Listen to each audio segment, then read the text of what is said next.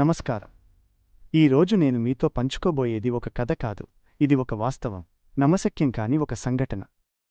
ఇది జరిగిందనడానికి ఆధారాలు కూడా ఉన్నాయి. ఒక సంపన్నురాలికి భగవంతుడికి మధ్య జరిగిన ఒక సంఘటన ఇది.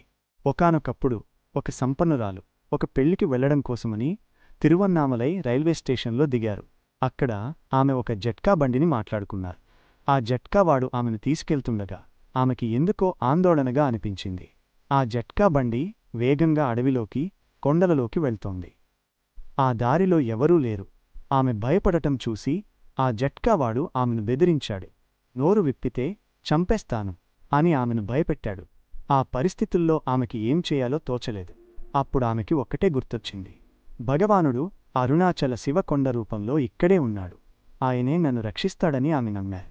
ప్రాణం మీదకు వచ్చినప్పుడు ఆమె గుండె నిండా భయంతో, ఆత్మనిండా భగవంతుడిపై నమ్మకంతో అరుణాచల శివ అని 3 సార్లు గట్టిగా అనుకున్నారు. ఆమె అలా అనేసరికి అప్పటివరకు నిర్మానుష్యంగా ఉన్న అడవిలో ఒక్కసారిగా పెద్ద పెద్ద టార్చ్ లైట్లు వెలిగాయి. ఒక పోలీస్ టీం అక్కడికి వచ్చి ఆ జట్కావాణ్ణి పట్టుకుని దేహశుద్ధి చేశారు. ఆ పోలీసులు ఆమెను వారి కారులో పెళ్లి జరిగే ఇంటికి చేర్చారు.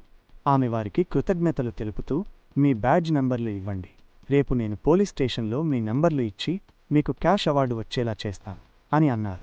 వారు నెంబర్లు ఇచ్చారు. ఆ తర్వాత రోజు ఆమె పోలీస్ స్టేషన్కి వెళ్ళి ఆ పోలీసుల నెంబర్లు ఇచ్చి వారికి నగదు బహుమతి ఇవ్వమని అడిగారు. అప్పుడు అక్కడ ఉన్న పోలీస్ అధికారి ఆ నెంబర్లను చూసి ఆశ్చర్యపోయారు. అమ్మా, మీరు ఇచ్చిన నెంబర్ల పేరుతో తమిళనాడు పోలీస్ సర్వీసులో ఎవరూ లేరు. అప్పటికి ఆమెకు అర్థమైంది, ఆమెను కాపాడింది ఆ పోలీసులు కాదు, సాక్షాత్తు ఆ పరమశివుడే.